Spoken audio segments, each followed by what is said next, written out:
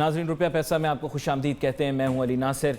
Budget की आमद है। आज इकोनॉमिक सर्वे भी आ जाएगा दोपहर के अंदर, फिर वजाहत के साथ हमें पता लग जाएगा कि इस मुल्क में क्या पक रहा है, what is cooking. I have never trusted government statistics, I have never trusted any statistic, any number, not even a statement that is coming out of the mouth of the government. I don't know, maybe I can be wrong, लेकिन ये मेरी एक राय जो है पैदा हो चुकी है, क्योंकि मेरे साथ ऐसी ऐसी बातें की गई हैं हर तरह से, तो मईशत के अंदर कहाँ से मैं यकीन कर सकता हूँ कि कोई बात दुरुस्त हो सकती है।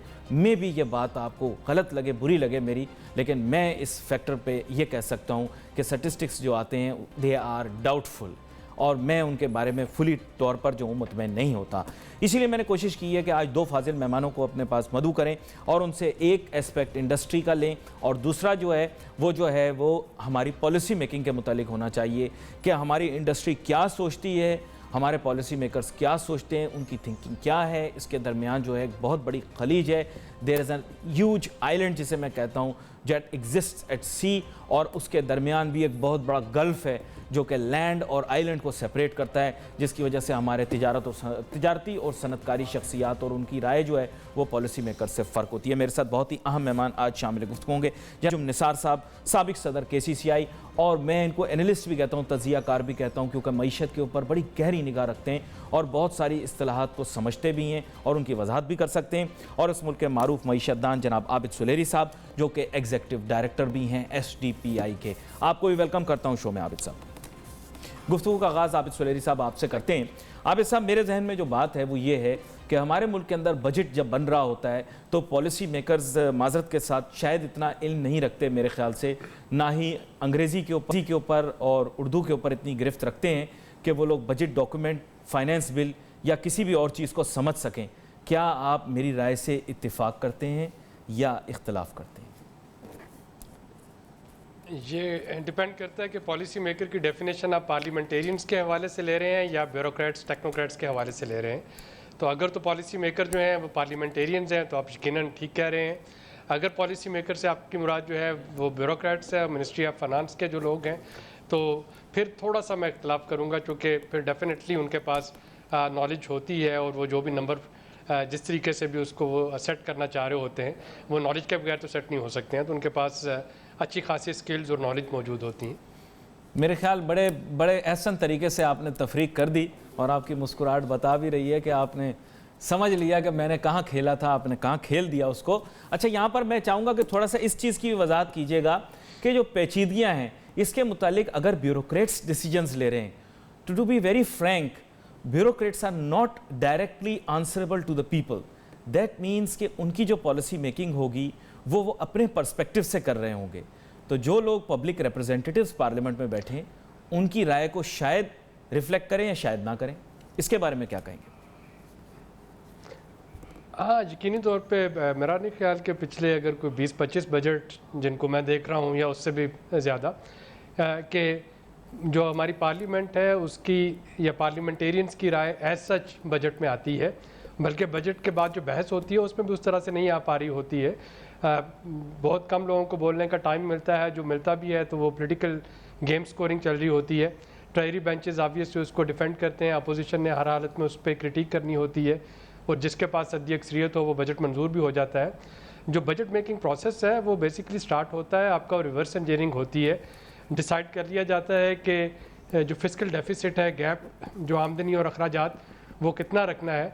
उसके मुताबिक जो आमदनी है और जो टैक्स से आएगी या नॉन टैक्स रेवेन्यू, उनको थोड़ा बढ़ा दिया जाता है। जो खर्चे हैं वो थोड़े कम कर दिए जाते हैं, कम करके दिखाए जाते हैं, ताकि आप उस मैजिक नंबर पे पहुंच सकें जिसको हम फिस्कल डेफिसिट कहेंगे। यानी इन अदर वर्ड्स अगर आम जुबान में कहूं तो खाना पूरी, यानी फिल इन द ब्लैंक्स। और यहाँ पर मैं चाहूँगा कि अंजुम निसार साहब को भी गुफ्तगू में शामिल करूँ। अंजुम निसार साहब, मैं आपके साथ आपके पास दोबारा से आता हूँ। आबिद साहब, मैं अंजुम निसार साहब, मुझे थोड़ा सा बताइएगा, इसके माने ये गुफ्तगू मैंने अखज़ ये की कि इंडस्ट्री पर्सपेक्टिव कहीं भी नहीं गया, तो इंडस्ट्री पर्सपेक्टिव कहाँ से आएगा? ट्रेडर्स, बिजनेसमैन का जो जाविया है वो कैसे सामने आएगा? देखिए, मैं समझता हूँ अली भाई, पहले तो बहुत बहुत शुक्रिया कि आपने बड़े इंपॉर्टेंट सब्जेक्ट, चूँकि बजट की कल अनाउंसमेंट है, और ये आज मैं समझता हूँ प्रोग्राम बड़ा इंपॉर्टेंट इस लिहाज से है कि जो लोग देखें उनको समझ आए कि ये होने क्या जा रहा है।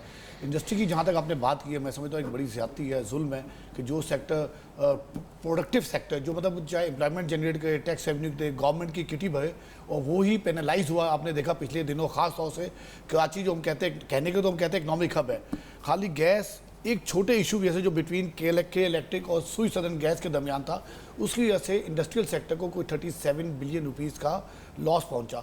जब बिजनेस कम्युनिटी को पहुंचा तो इस तरह गवर्नमेंट को रेवेन्यू में आया। आज हम 2018 में अगर इन इश्यूज़ पे बैठे हैं कि हमारे पास एनर्जी जो कि मेन इंग्रेडिएंट होता है, जो मेन इनपुट है, वो ही हम अपनी इंडस्ट्री को ना दे पाएँ, और आप कहेंगे जो आज हमारी इंडस्ट्री LSM जो main large scale manufacturing sector है, उसकी आपने देखा कि हमारा जो टारगेट था उससे भी अंजुम निसार साहब, I ask you to hold that thought. मुझे वापस आना है एक छोटी सी ब्रेक के बाद ही वापस आपसे पूछूंगा कि प्रायोरिटीज और पार्टीज का क्या किरदार होता है बजट मेकिंग के अंदर। Let's take a short break.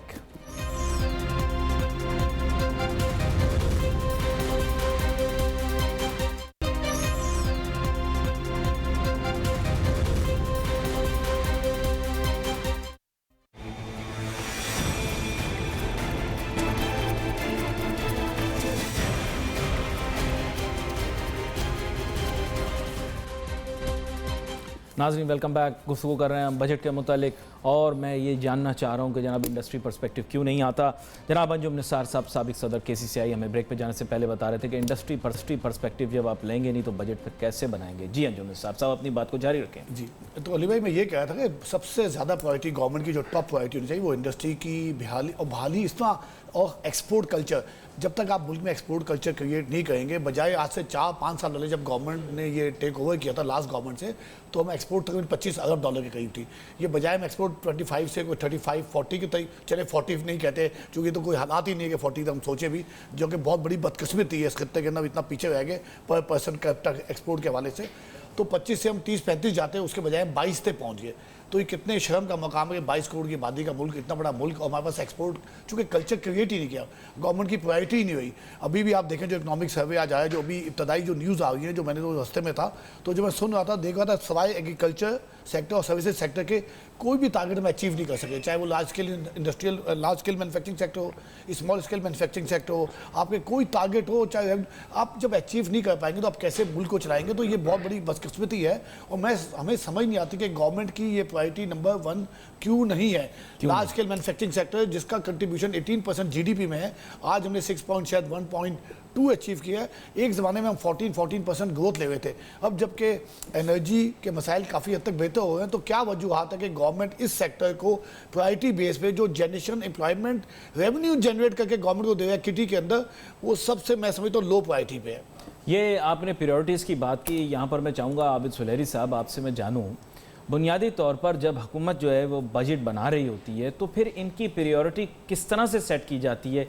Is sustainable development there priority number 1 for a country like Pakistan? Don't you think that sustainable development goals or some achievement goals or objectives should be set in front in order to make a budget? देखिए, थोड़ा सा अगर आप इसको देखें, जहाँ पे government फंसती है वो ये होता है कि वफाकी हुकूमत सूबों को उनका शेयर देने के बाद उसके पास बड़ी मुश्किल से इतने पैसे होते हैं कि नॉन डिस्क्रिशनरी एक्सपेंडिचर जो हैं 3, जिसमें कर्ज़ों की अदायगी है, दफ़ा और सिक्योरिटी है, और running off civil administration, day to day governance, तो वो उससे पूरे नहीं होते। जो डेवलपमेंट वाला कंपोनेंट है वो हमेशा उधार पे लिया जाता है। अभी जो रवां बजट आप देख, इसमें 2960 अरब रुपए बचे थे हुकूमत के पास बजट के मुताबिक, और 3200 अरब रुपए के खर्चे उसको करने थे सिर्फ पहली 3 मदों में, कर्ज़ों की अदायगी, दिफा और डे टू डे गवर्नमेंट। उसके बाद अगर आप 1 ट्रिलियन का PSGP ले आते हैं तो ये अंडरस्टूड होता है कि वो PSGP जो है वो उधार के पैसों पे होगा और उसी पे कट भी लगना होता है। पहले 3 जो हैं उन पे तो आप किसी किस्म की कोई चेंज नहीं कर सकते। तो जब एक बजट बनता ही, और ये कई दहाइयों से बजट बनता ही जब डेफिसिट है 1500-1600 अरब रुपए, तो शुरू में पहले दिन से आप तहिया किए बैठे होते हैं कि कर्जा लेके करेंगे, तो उसमें फिर कुछ सेक्टर्स होते हैं जहाँ पे पैसे डेवलपमेंट सेक्टर के चले जाते हैं, कुछ होते हैं यहाँ पे नहीं जा पाते। और जैसा कि मैंने शुरू में कहा था कि रेवेन्यू एक्सपेंडिचर को मैच करने के लिए एक्सपेंडिचर को कम करके दिखाया जाता है जो बाद में हो जाते हैं। जैसे हर साल हम एनर्जी सब्सिडी जो है वो बड़ी कम दिखाते हैं, लेकिन सबको पता है कि सर्कुलर डेट भी पे होना है, एनर्जी सब्सिडी भी देनी है, पेट्रोल पे भी सब्सिडी देनी है। इसी तरह से जो इमरजेंसी खुदा न खास्ता अगर आ जाती है उसके लिए कोई पैसा नहीं रखा होता, पब्लिक सेक्टर एंटरप्राइजेज़ के लिए पैसे सच नहीं रखे जाते। तो बजट जो है वो यानी जो एक उर्दू में मुहावरा होता है ना कि नहाएगी क्या और निचोड़ेगी क्या, तो वफाकी हुकूमत का तो यही मामला बन रहा है कि उसके पास पैसे होंगे तो वो कहीं पे खर्च करेगी, वरना जो लाजमी एक्सपेंडिचर हैं पहले 3 उन पे तो पैसे चले जाएंगे, डेवलपमेंट जो है वो हर दफ़ा पीछे की पीछे रहती चली जाएगी। अच्छा, यहाँ पर मैं आबिद सुलेर साहब एक बड़ा अहम सवाल पूछूंगा, फिर मैं कोशिश करूंगा अपने दूसरे फाजिल मेहमान की जानिब भी जाऊँ। सियासी जमातों के दरमियान क्या मैं तफरीक कर सकता हूँ when it comes to economic policy? क्योंकि यूरोप में जाएं तो वहाँ पर जब बात करते हैं बाएं बाजू की जमात, तो इन लोगों को पता है कि जी ये किस किस्म का बजट पेश करते हैं, दाएं बाजू की जमात किस तरह का बजट पेश करती है, सेंट्रिस्ट कैसा बजट पेश करते हैं। अमेरिका जाएं तो हमें ये पता है रिपब्लिकन जो है किस तरह का बजट पेश करते हैं, डेमोक्रेट्स किस चीज़ के ख्वाह हैं। हमारे मुल्क के अंदर तो कोई भी पार्टी आ जाए बजट एक जैसा ही आता है, जिसमें अपनी तनख्वाह बढ़ जाती है, सदर हाउस के अखराजात बढ़ जाते हैं, वज़ीर आज़म के अखराजात बढ़ जाते हैं, वगैरह वगैरह। आखिर में जैसे आपने बताया कि ये अंडरलाइन कुछ चीज़ें होती हैं, sustainable development goes into the cold storage. तो हमारे यहाँ कोई आपने ऐसे देखी तफरीक? आप तो बड़े नियर हैं कॉरिडोर्स ऑफ पावर के। जी, मेरा नहीं ख्याल अभी तक ऐसी कोई तफरीक देखने में आई है। अगर आप शौकत अजीज़ साहब के ज़माने से देख लें तो शौकत अजीज़ साहब मुशर्रफ को भी बजट बना के दे रहे थे, वो उसके बाद नून को भी बजट बना के दे रहे थे, वो पहले नून को दे रहे थे, फिर वो मुशर्रफ के साथ आ गए थे। तो मुशर्रफ साहब भी ये प्रोग्राम देख रहे हैं अपनी बैल्कनी पे बैठकर, लेकिन मुझे एक छोटी सी ब्रेक लेनी है, इसलिए उनको और बाकी ना इंतजार करना पड़ेगा चंद लम्हों का। Let's take a short break.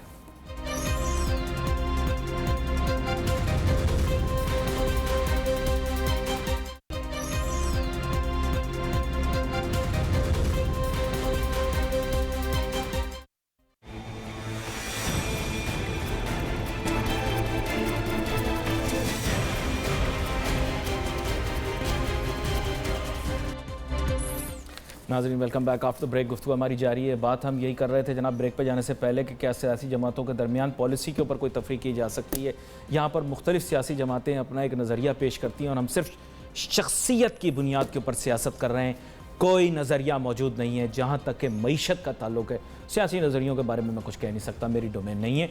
Abid सुलेरी साहब ब्रेक पर जाने से पहले हमें बता रहे थे, और ये अभी तक मुशर्रफ दौर तक पहुँचे थे, जो बड़े शौक़ से पाकिस्तान टेलीविज़न के प्रोग्राम देखते हैं और मतलब टेलीविज़न प्रोग्राम देखते हैं जो पाकिस्तान में नशर किए जाते हैं, उनके मुतालिक बता रहे हैं। हो सकता है अभी देख भी रहे हो आबिद सुलेरी साहब, क्योंकि आजकल मुशर्रफ साहब के पास ज़्यादा काम नहीं है करने के लिए। तो आप बता रहे थे कि शौकत अजीज़ साहब के दौर से, मुशर्रफ साहब के दौर से फिर हम आगे बढ़े, फिर क्या हुआ? जी, ये वो नून से लेके वो जी वो नून में भी वही पॉलिसीज़ बना रहे थे, मुशर्रफ दौर में भी वही बना रहे थे।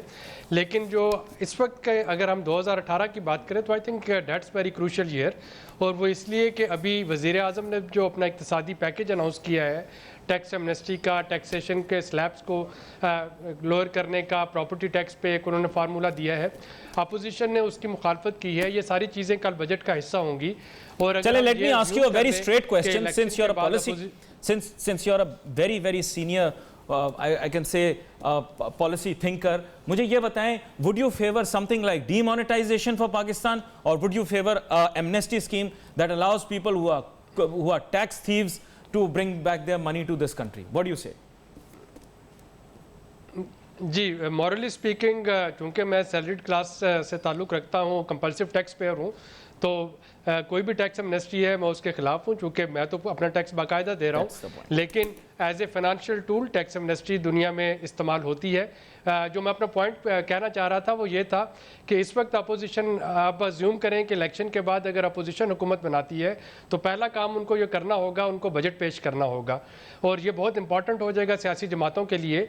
अपोजिशन जो है वो इस पर अगर तनकीद करे, और अगर कल को वो हुकूमत में आती है तो वो भी यही मैयर अडॉप्ट करे, तो वो यकीनी तौर पे वो मीडिया को, अपने वोटर्स को अकाउंटेबल होगी। मेरा ख्याल है इस वक्त हमें जो चीज़ कहनी चाहिए इस सारी बजट ट्रांसमिशन में भी और पोस्ट बजट प्रोग्राम्स में भी, अपोजिशन के रहनुमाओं से, पॉलिटिकल पार्टी से हमें दरख्वास्त करना होगी कि अगर वो PMLN के इस बजट से मुत्तफिक नहीं तो वो अल्टरनेटिव क्या देते हैं, और क्या वो हमें बता सकेंगे कि जब वो अगर इलेक्शन के बाद वो हुकूमत बनाए तो वो ये चीज़ें पीछे कर देंगे? ये वो बड़ी मुतबादिल अहम दे बात रहे होंगे। आपने की है अगर कि हमारे मुतबादिल नहीं पास दे तो पाएंगे- बंदा ही नहीं है कि जो अल्टरनेटिव पेश करे, क्योंकि ऐसी बंदा लभदे रहंदे ने, सानू बंदा नहीं लभदा। तो यहाँ पे अंजुम निसार साहब आपकी जानिब आऊँगा। यहाँ पर तो मैं हर वक्त ढूंढता रहता हूँ कि कोई ऑपोजिशन पार्टी से भी कोई बंदा मिल जाए जो अल्टरनेटिव दे दे। तनकीद करने वाला नाकिद ज़रूर मिल जाता है मुझे, लेकिन पॉलिसी मेकर नहीं मिलता ऐसा जो कि ये कहे कि जनाब ये मेरे पास अल्टरनेटिव बजट है, लें आप अल्टरनेटिव बजट लें। आपके पास आया कोई और सियासी जमात का बंदा, उसने कहा जनाब मैं आपको सोल्यूशन देता हूँ आपके प्रॉब्लम्स का? अली भाई आपने बिल्कुल सही बात की है। देखें, जब मैं तो कहता हूँ कि बजट के ऊपर जब आप तनकीद करते हैं या आप एक उनसे उनके प्रपोजल्स एक्सेप्ट नहीं कर रहे, तो आप अपना जू एक हमारे शायद लीडरशिप में ये इकोनॉमिक एरियाज़ में, इंडस्ट्रियल एरियाज़ में, एक्सपोर्ट में बहुत बड़ा फुकदान है। ठीक है, आप गवर्नमेंट की पॉलिसी से इतफाक नहीं करें तो आप अपना जू एक ऑल्टरनेट दें कि हमारा प्लान क्या है, what we want to do it. ये चीज़ एक्सेप्टेबल नहीं है। जैसे एमनेस्टी स्कीम आई है और वो अपोजिशन ने कहा है कि इसको हम पास नहीं होने देंगे। अगर आप पास नहीं होने देंगे, वहाँ ऑल्टरनेट क्या है इस मुल्क को आगे चलाने का? कर्जे इस वक्त मुल्क का सबसे बड़े कंपोनेंट बन चुका है। ये डिफेंस हम हमेशा कहते थे, डिफेंस नंबर 2 चला गया है, बहुत पीछे चला गया है। खाली इस आने वाले साल में शायद मैं समझ जाऊँ कि हमें 1500 बिलियन रुपीज़ का खाली सूद की मद में देना होगा। 1500 अरब कह देना, 1500 अरब का कहना है अली भाई, ये मतलब है कि रोज़ का 4 अरब 400 करोड़ रुपए पर डे खाली हमें सूद की मद में देना है। जब आपकी किटी के अंदर अगर 100 पे हैं और आपने 44-43% सूद की मद में देने हैं, फिर 18 to 20% आपने दे देने हैं डिफेंस के अंदर। मैं I am recalling my memory. कुछ अर्सा पहले आपके साथ गुफ्तगू हुई थी टेलीविजन पर ही, तो आपने मुझे तब 70,000 का फिगर दिया था कि 70,000 रुपए के हम मकरूज हैं। जनाब तब से सफर करके अब तक आ गए, अब तो पता नहीं कितने, तो लाख में 1.25 लाख के करीब चले गए। अच्छा, और ये भी इसको SOS बेसिस, हमेशा कहता हूँ SOS का मतलब ये था कि एक जहाज डूबे आपको, और जैसे आपने बड़ी अच्छी बात की कि अपोजिशन पार्टीज जो मुल्क का 3 अगर सूबे अगर समझते हैं गवर्नमेंट साथ नहीं है तो अपना प्लान दें। एक चार्टर ऑफ इकनॉमी, हम बेसिक मेजर बोर्ड, हमें इकनॉमिक चार्टर ऑफ इकनॉमी पे एग्रीमेंट करना पड़ेगा कि इस मुल्क को अगले 5 साल में हमने कहाँ देखना है। अनफॉर्चुनेटली वो तमाम जमातों में फुकदान है और ये हमारे लिए एक लम्हा फिक्रिया है। इंडस्ट्री, पाकिस्तान की इंडस्ट्रीज बहुत परेशान है कि हमें एक विजन अगले 5-10 साल में पाकिस्तान को हम जो देखना चाहते हैं,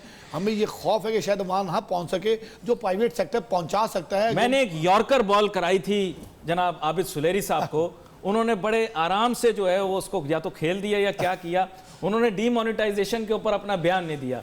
उसकी वजह यह है कि he is policy maker, he has to be very careful कि जनाबे वाला वो कोई ऐसी बात ना कर दें। आपकी क्या राय है? एमनेस्टी स्कीम दे दो, ऐसे लोग जैसे आप भी टैक्स पे करते रहे होंगे इतना अरसा, तो आज मैं आपको कहूँ कोई बात नहीं, आपने टैक्स पे की, आप शरीफ आदमी थे, अब हाँ काबू में नहीं आ रहे थे, अब ये लोग काबू में आ गए, अब इनसे ले लेंगे। ये क्या बात हुई? एमनेस्टी देकर नहीं, आपकी बात नहीं आया। नहीं, आपकी बात बिल्कुल। मुल्क का एक बहुत बड़ा तबका या सेक्टर जो टैक्स पेयर्स हैं और जो जेन्युइन टैक्स पेयर हैं, जो एथिकल टैक्स पेयर हैं, और मैं खुद एक बड़ा पाकिस्तान का बड़ा टैक्स पेयर हूँ, तो ऑब्वियसली ये इमीडिएटली रिजर्वेशन आती है कि क्यों, क्या हम 30-40 साल जो टैक्स देते हुए क्या हम गलत थे, या वो लोग जो टैक्स नेट में हैं वो कहते हैं फिर हम तो अच्छा था जब टैक्स नेट से बाहर रहते। लेकिन जो मुल्क के इस वक्त मौजूदा हालात हैं, और ये स्कीमें बहरहाल इंडोनेशिया बहुत सारे मुल्क पेश हुई हैं, इसमें सर जोड़ के सबको आप ऑन बोर्ड लें। अगर आज आप एमनेस्टी स्कीम कर देते हैं, कल को दूसरी गवर्नमेंट आ जाती है और ये किसी वजह से टैक्स पेयर्स को लोग गवर्नमेंट वो जमाते हैं जिनकी पॉलिसीज के अगेंस्ट है, वो तंग करना या क्वेश्चन करना शुरू करेंगे। I have asked a lot of people and they have told me this will not give the desired result. ये तो this will not, इंडोनेशिया आपने कहा that is an effective जैसे कहेंगे implementation of that, it gave a result in India, it gave a result in Pakistan. Mark my words, I have heard this from a lot of people, it will not give this result. Abid सुलेरी साहब, मैं आपकी जानिब दोबारा से आता हूँ। बुनियादी तौर पर आपने जैसे कहा कि अभी अगली हुकूमत आएगी, उनके सामने जनाब ये चैलेंज आएगा, वो बजट पेश करेंगे नहीं करेंगे, तनकीद का सामना करेंगे। लेकिन to be very frank, do you think कि हमारे यहाँ इंटेलेक्ट का फुकदान है? क्योंकि अगर हमारे पास ऐसे लोग मौजूद नहीं आज की तारीख में भी, और हमें डॉक्टर महबूबुल हक को बार बार याद करना पड़ता है, तो ये बड़ी दुख की बात है कि हम इतने सालों के अंदर 25 करोड़ का हमारा मुल्क जो है वो एक इकोनॉमिस्ट इस तरह का नहीं तैयार कर सका जो कि एक गाइडलाइन दे दे इस मुल्क को। जी